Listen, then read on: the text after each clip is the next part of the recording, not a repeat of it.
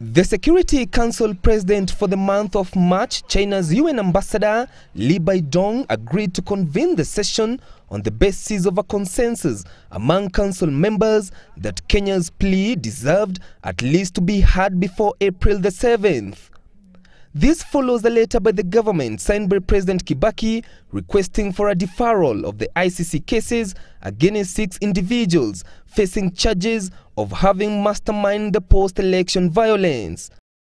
The meeting, which is expected to take the form of an interactive dialogue involving the Council's 15 member states and representatives of Kenya and the African Union, will discuss the issues raised by Kenyan government.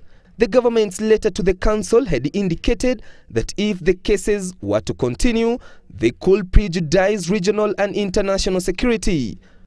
By this, the government argues that since some of the suspects are frontrunners for the presidency in the 2012 general election, and that the cases ought to be deferred to afford the country ample time to set up a local judicial mechanism that will deal with the cases.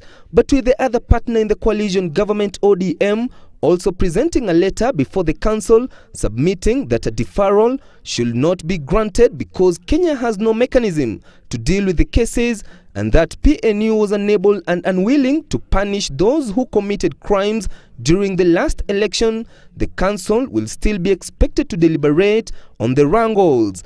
But in another twist, the ODM wing, led by Eldoret North MP William Ruto, has also written a letter to the UN Security Council dismissing the letter from ODM faction led by Prime Minister Raila Odinga.